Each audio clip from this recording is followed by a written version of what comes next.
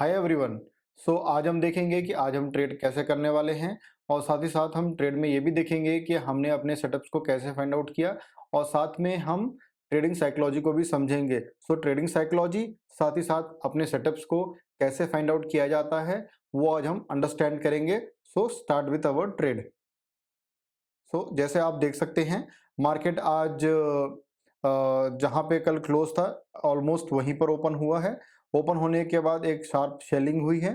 Selling के बाद थोड़ा सा पुल बैक आया है। पुल बैक के बाद मार्केट फिर से अपने जोन की तरफ रिटर्न जा रहा है। तो यहाँ पे हमने अपना एक बाइंग जोन मार्क कर लिया है। बाइंग जोन पे मार्क करने के बाद हमने उस पे रिटेस्ट होने का वेट किया है, जो कि अभी रिटेस्ट हो रहा है। रिटेस्टिंग के टाइम पे हम ये देखेंगे कि जोन की जो लिक्विडिटी है, जो जोन के डाउन साइड में मैक्सिमम टाइम जोन के डाउन साइड में होती है, उस लिक्विडिटी को ग्रैब करके मार्केट कैसे अपने डायरेक्शन में मूव करता है उसके बारे में हम देखेंगे। आप देख सकते हैं मार्केट ने कंटिन्यूसली यहाँ पे बाइंग मूवमेंट दिखाया है, इसलिए पुट साइड में आप देख सकते हैं पुट साइड में कंटिन्यूसली डाउन साइड मूवमेंट है। यहाँ पे काफ़ी ज़्यादा जो बायर्स हैं वो एग्रेसिवली इन हुए हैं और यहाँ पे जो प्रीवियस हायर हाई है उसको ब्रेक किया है। ब्रेक करने के बाद काफ़ी सारे बायर्स यहाँ पे ट्रैप हुए होंगे। मार्केट अब अपनी लिक्विडिटी को वहाँ से ग्रैब कर चुका है। ग्रैब करने के बाद अब हम यहाँ पे देखेंगे कि हम अपने सेटअप्स को कैसे फाइंड आउट करते हैं। सेटअप्स का मतलब है जो हमारे रूल्स हैं। हमारे रूल्स के हिसाब से फर्स्ट कैंडल हम देख रहे हैं। फर्स्ट कैंडल प्रॉपरली ग्रीन है पुट साइड में।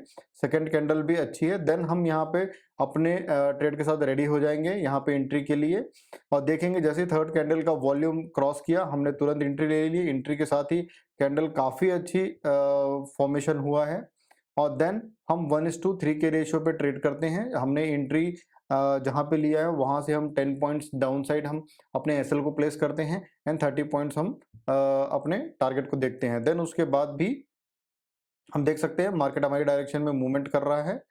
मूवमेंट करने के बाद यहाँ पे पुल बैक ले रहा है। पुल बैक के टाइम पे हमको बिल्कुल भी फेयर में नहीं आना है।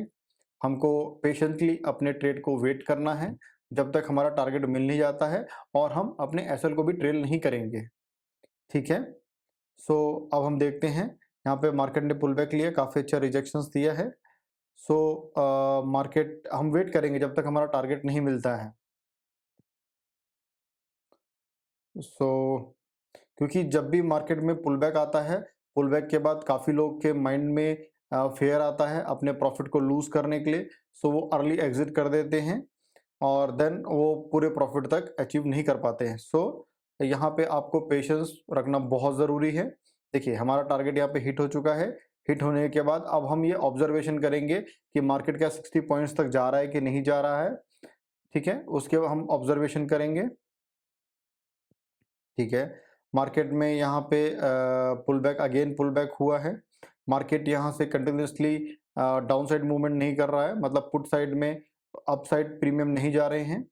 अब आप देख सकते हैं मार्केट यहाँ पे बुलिश होने का ट्राई किया बट बुलिश होने के साथ काफ़ी ज़्यादा सेलिंग हुई है। सेलिंग में मार्केट अगेन रिटर्न बैक आया है। यहाँ पे काफ़ी सारे लोग जो हैं वो पुट साइड के लिए अगेन रेडी हो जाएंगे, अगेन और ट्रेड लेने के लिए रेडी हो जाएंगे। पुट साइड के जो ट्रेडर्स हैं यहाँ पे इन करेंगे जैसे ही मार्केट यहाँ से नीचे जाता है और लगातार 2 या 3 कैंडल देखते ही एग्रेसिवली उस पे इन हो जाते हैं।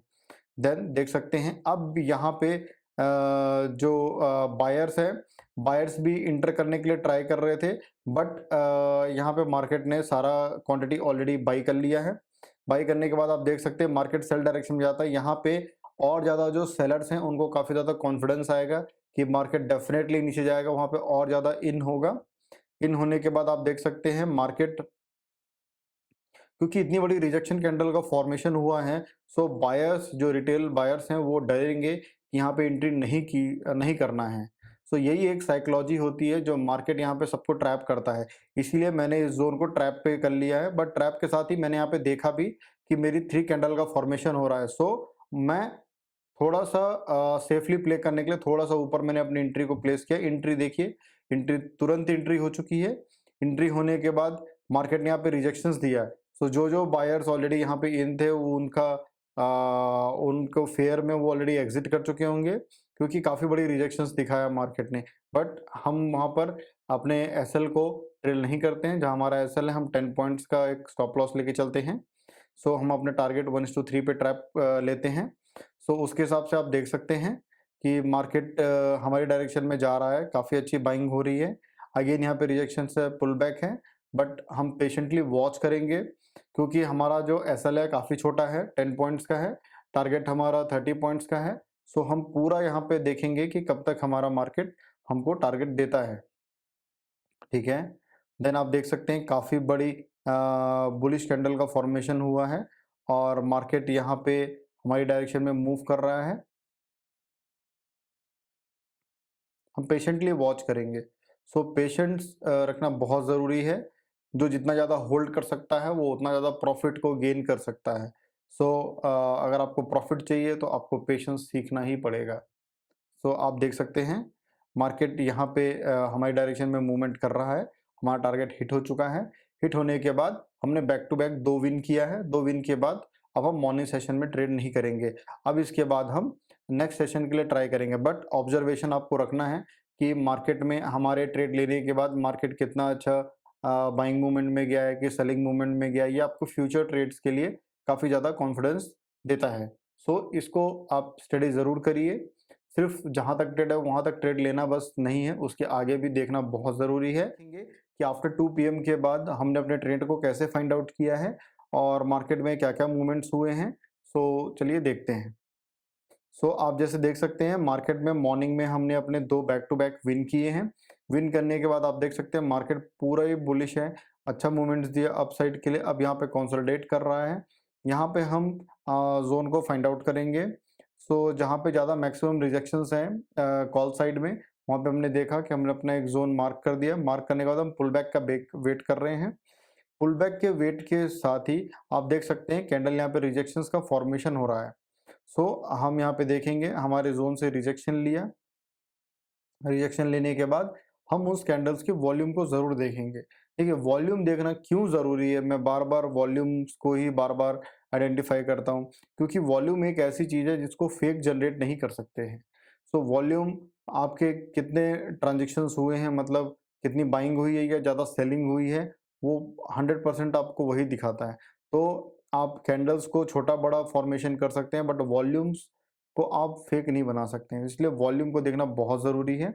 तो जैसे यहाँ पे 3 कैंडल के फॉर्मेशन हो रहा था, थर्ड कैंडल जैसे ही क्रॉस करने वाली थी, मैंने सेकंड कैंडल पर ही थर्ड कैंडल पर ही एंट्री ले ली है, जस्ट सेकंड कैंडल के बाद।